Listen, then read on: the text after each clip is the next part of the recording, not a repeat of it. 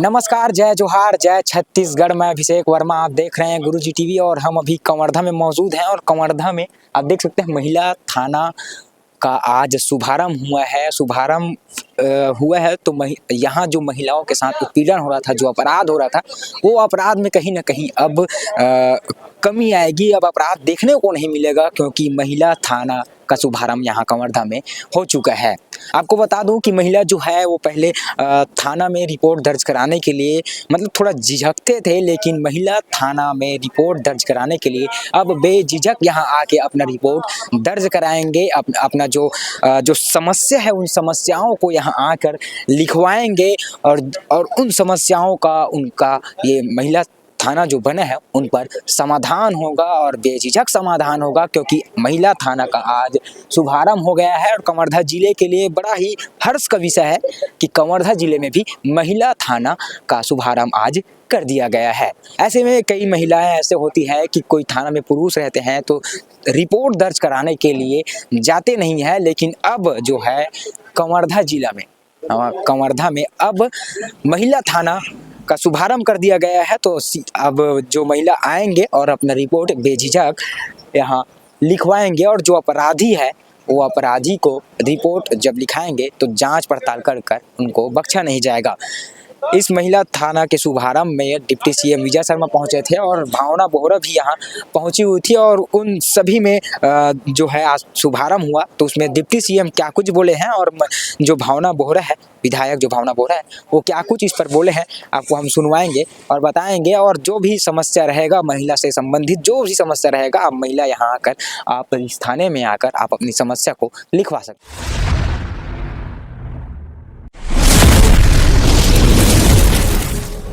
का शुभारंभ है। थाना शुभारंभ मतलब थाने का आरंभ तो होना नहीं चाहिए, आदर्श स्थिति की तरफ चले। परंतु भारतीय जनता पार्टी के पिछले विधानसभा के चुनाव में घोषणा पत्र में ये विषय स्पष्ट था कि प्रत्येक जिले में महिला थाना खोल करके और महिलाओं की सुरक्षा सुनिश्चित करने एक कदम सरकार और बढ़ाएगी। उस तारतम्य में पहली बार में समूचे प्रदेश में 5 स्थानों पर महिला थाना स्वीकृत हुए। जशपुर है, रायगढ़ है, जगदलपुर है, राजनांदगांव है और कबीरधाम। और आज समूचे प्रदेश में पहला थाना जिसका उद्घाटन हो रहा है वो हमारा जिला कबीरधाम है, जिसका थाना आज उद्घाटित हो रहा है। थाना के उद्घाटन के साथ ही 23 लोगों का स्टाफ, मतलब एसआई शांता लकड़ा जी के साथ में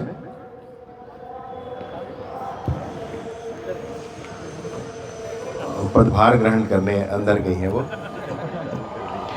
तो शांता लकड़ा जी के नेतृत्व में कुल मिलाकर 23 लोगों की टीम अभी यहाँ दी गई है और ये पर्याप्त संख्या है। इसमें जिन विषयों के लिए ये थाना है पर्याप्त संख्या है। साथ ही में मुख्य थाना भी है, तो दोनों ही तालमेल हो सकता है। महिलाओं के मन में विश्वास हो, महिलाओं के मन में ताकत हो, देर शाम तक भी घूमें तो उनको ये न लगे कि कोई परेशानी हो सकती है क्या। इस स्थिति का निर्माण करना, इस स्थिति को बनाए रखना, ये हमारा लक्ष्य है। और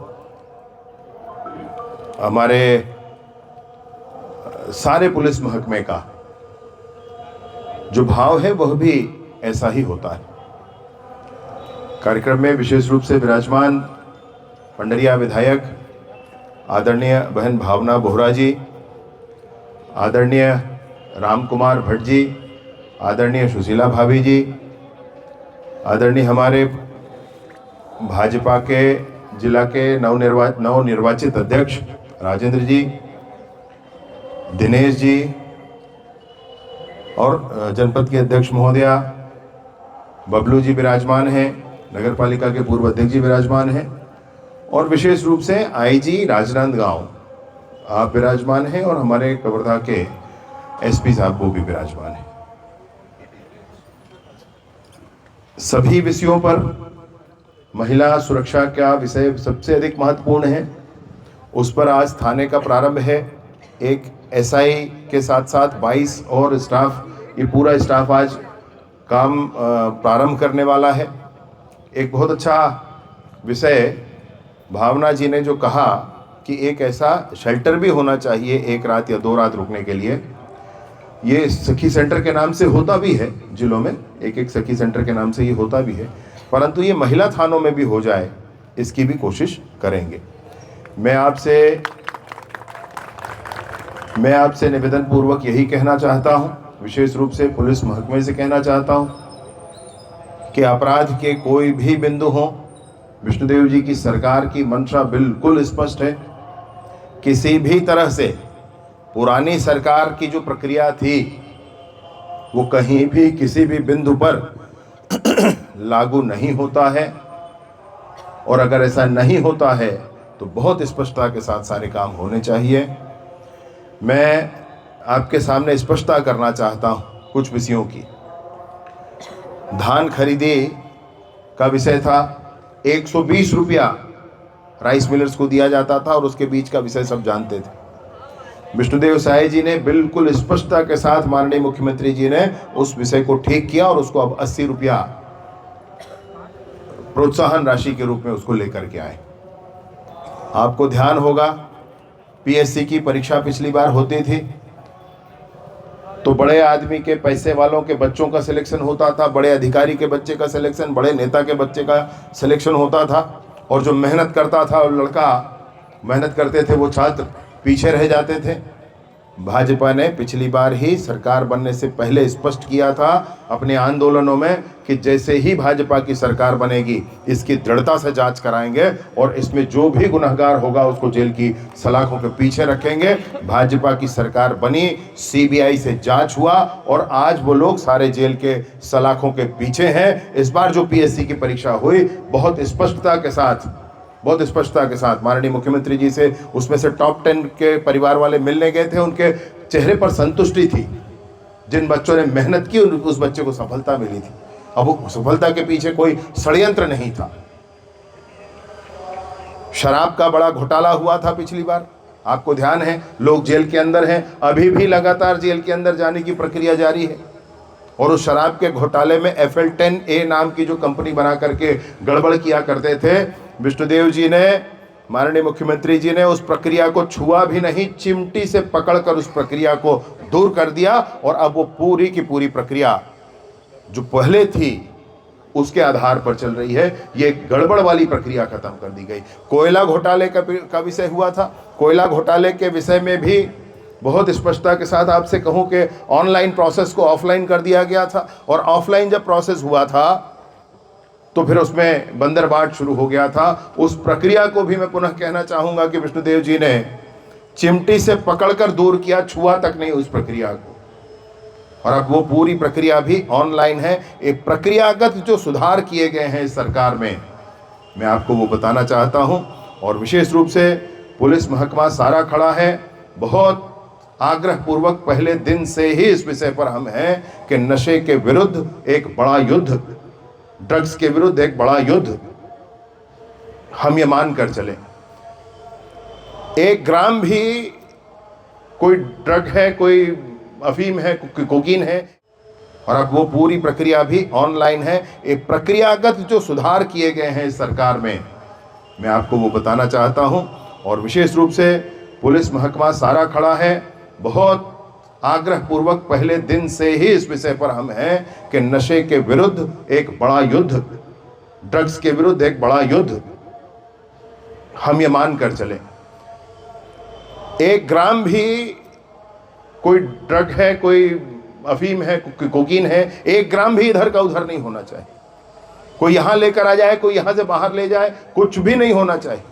और आप निस्संदेह इस काम को करें। आपको हम पूरे मंचासीन नेताओं में से और कोई भी और नेता कोई कुछ नहीं कहने वाला है, पूरी ताकत के साथ करें आप इस काम को, मैं आपसे निवेदन करता हूं। पिट एनडीपीएस के केसेस हर एक जिले में बनने चाहिए।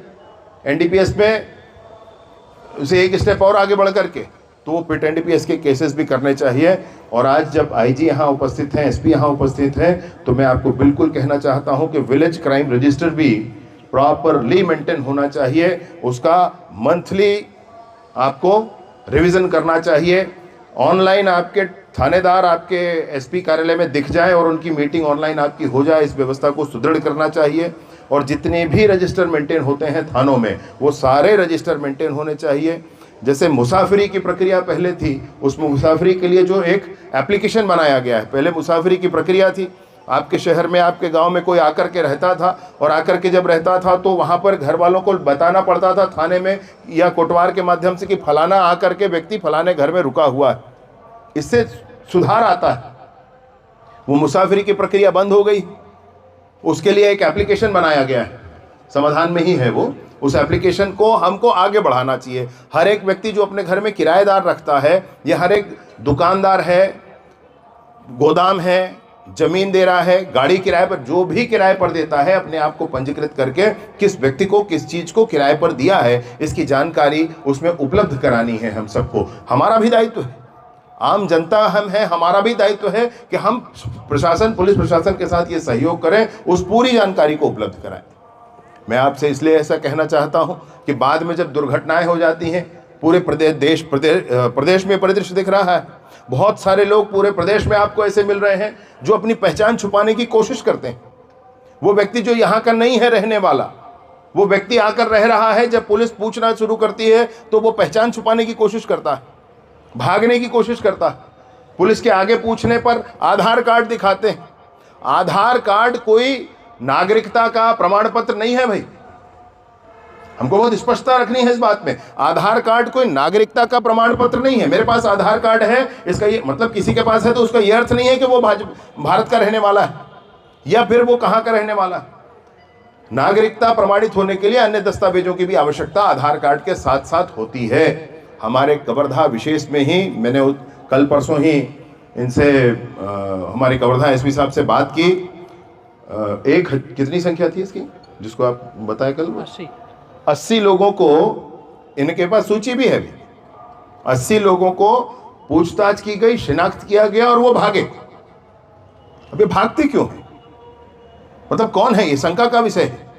और इसलिए मैंने कहा है कि भाई पूरा बैक ट्रैक करके, एक एक विषय पर चिंता करके और सारी जानकारी उनके बारे में हमको इकट्ठा करनी है। जो यहाँ के हैं उनका स्वागत है, अभिनंदन है, सब ठीक है, लेकिन जो बाहर से इस तरह से आ करके, रह करके, घुस करके, किसी तरीके से षड्यंत्र करके करना चाहेंगे, उनको चुन चुन कर बाहर निकाला ही जाएगा, इसमें कोई संशय किसी को नहीं होना चाहिए। और पूरी दक्षता के साथ पुलिस को इसमें काम भी करना चाहिए। मेरी हृदय से शुभकामनाएं हैं इस नए आयाम के लिए, इस नए विस्तार के लिए पुलिसिंग के।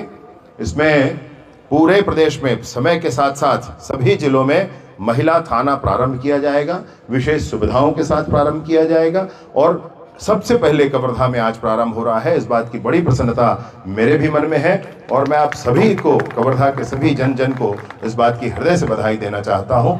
और बताने को विषय बहुत सारे हैं, परंतु समय कम है, मैं अपनी बात समाप्त करता हूँ। बहुत बहुत धन्यवाद।